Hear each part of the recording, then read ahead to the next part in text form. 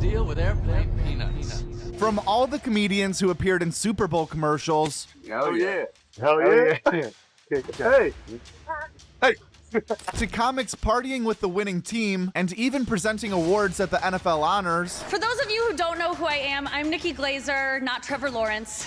Super Bowl 59 in New Orleans was littered with comedians, and in this video, we are breaking down all the different ways they got involved, including guys like Shane Gillis, Bill Burr, Tony Hinchcliffe, Jeff Ross, Kevin Hart, and a whole lot more. Outside of the actual game, Super Bowl week is actually a big deal for all of entertainment in general, as the event kicks off with a full 7-day-long media week that is centered around sports media, but includes plenty of other shows, podcasts, and appearances from comedians and celebrities. This is where we saw comedians like Bill Burr and Bert Kreischer talking with people like Pat McAfee and Rich Eisen about both comedy and football. I did make some prop bets. The first prop bet I ever made was whether Pink would go over or under on the national anthem. Yeah. This was years ago when Adam Devine and I were on tour in Japan, and we were at a Hooters in Shibuya, Japan.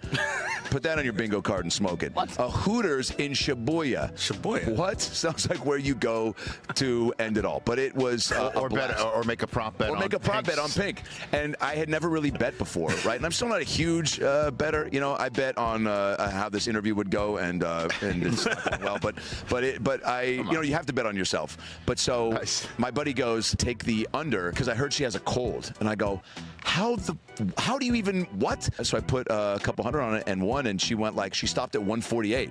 And as she was like going through the anthem and kind of going fast, he's texting me being like, look, dude, she's rushing. And I'm like, wow, dude, there is another level to gambling that I'm just not It's privy insane. to. It's insane. One of the most official roles held by a comedian during Super Bowl week was done by Nikki Glazer, who actually worked with the NFL all year long in a reoccurring spot roasting the panel after Thursday night games. But last week, she presented an award during the NFL Honors in between telling some jokes. I am so excited to be here tonight in the Big Easy. Fun fact, the Big Easy is also the kind of book Gronk likes to read, so that's interesting.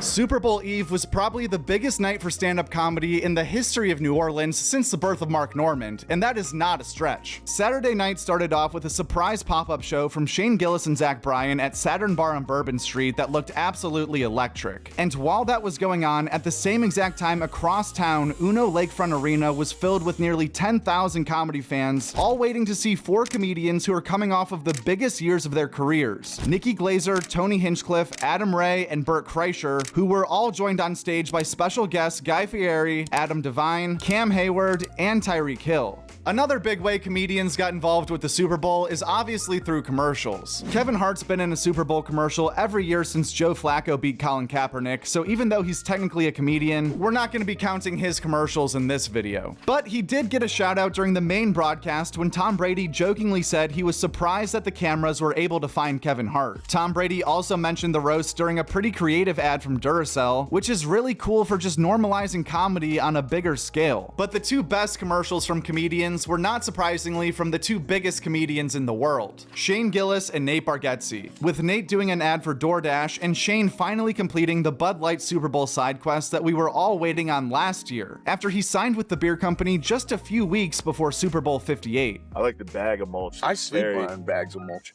I believe it. You look like you sleep on bags of mulch. That's what's the name. You're going so slow. I'm not going slow. Right. You know you're not actually allowed to drink in a beer commercial? Since when? You gotta wait till it's done. Oh. Bert Kreischer was also mic'd up sitting with Jameis Winston for the entire game, which actually produced some really entertaining moments from a duo that clicked together perfectly. Seeing as they're 2 Florida State guys, and Jameis is basically the NFL's version of Bert Kreischer. What's up, everybody, man? We are sitting here in the NOLA, the Big Easy, at Super Bowl 59, man. The biggest event in America. Sitting right next to Bert Kreischer. How you pronounce your last name, Bert? Bert Kreischer. Bert Kreischer. Oh, Taylor Swift. Taylor Swift. Taylor Swift. Look at Taylor Swift. 2,000. We're doing $2,000 worth of tickets. What? $2,000. You taking people money with that picture? It's for charity. It's temptation. It's temptation. Pass it down. Keep passing it down. Hit him high. Keep going. We gotta get the wave started. We gotta get the wave started. Get the wave started. This is epic. Buddy, I love how much you love life. I have just been on the Jumbotron, and I technically celebrated in the Eagles end zone. Let's go. You are the Greatest guy alive. no, bro. You the greatest. You ever return a punt before? I have in high school. Terrifying. Imagine looking at the moon, and you have 11 ostriches running at you full speed, and you have a piece of corn on the bottom of your cheek. I can't imagine that. There were also a lot of comedian reactions to the halftime show, which has somehow online turned into anyone who didn't enjoy Kendrick's performance being racist, even if you literally just called it boring. This tells you everything you need to know about what kind of person Theo Von is. Because the only people who didn't like that halftime show, yeah, we know what kind of people didn't like that show. If you watch the comedy news often, then you already know how sensitive Kendrick Lamar fans can be after seeing how they reacted to the Andrew Schultz situation. But anyway, the footage from downtown Philadelphia after the game looks as wild as everyone expected. Philly comedians in general have been slowly taking over comedy in the past 4 to 5 years, and last time the Eagles lost to the Chiefs, it made every podcast super depressing for weeks afterwards. So it's safe to say there's a lot of happy comics this week celebrating their big win. And the rest of the world was just happy to see the Chiefs get dog walked. I think Sass had a good time because Big Dom finally texted back. I guess Big Dom was like, I thought you guys had wristbands or something. But he didn't reply for like,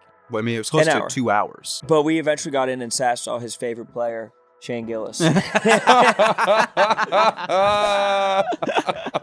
Immediately picked up a Bud Light. Oh shit! Hey, what's up, Shane? How are you? Chris O'Connor was he was the main character of that party. Like he rocks. He was like forming it like a dance circle, and only himself was in the middle dancing in the circle. He was awesome. Guest spots from last week: the Joe Rogan Experience sat down with Rick Caruso, Dan Richards, Brian Simpson, and Kurt Metzger. We Might Be Drunk talked with Doug Stanhope. Jim Gaffigan was on You Be Trippin'. Gabriel Iglesias was on Killed Tony. Matt and Shane did an episode just for the dogs. Stuff Island welcomed Sean Gardini and Nate Marshall. Travis Barker sat down with Bert on Two Bears, One Cave. Francis Ellis was the guest on Are You Garbage? Tiger Belly featured Amari K. Tom Papa took a ride on the Heartland Highway. Adam Rowe was the guest on Flagrant. Adam also stopped by The Solid Show. Tim Heidecker was on Whiskey Ginger. Hassan Minaj was on Working It Out. Louis J. Gomez stopped by Madhouse with Maddie Smith. Kurt Metzger joined the Duncan Trussell Family Hour. Kurt was also on Rough Week. Dax Flame took his shoes off with Rick Glassman. Katie Nolan was on Soder. And Dan also stopped by Casuals. Dan Soder. Hi. Thanks for being here. Thanks for having me. Yeah, of course. I love your living room. Thanks. Yeah, I do my podcast outside of the house.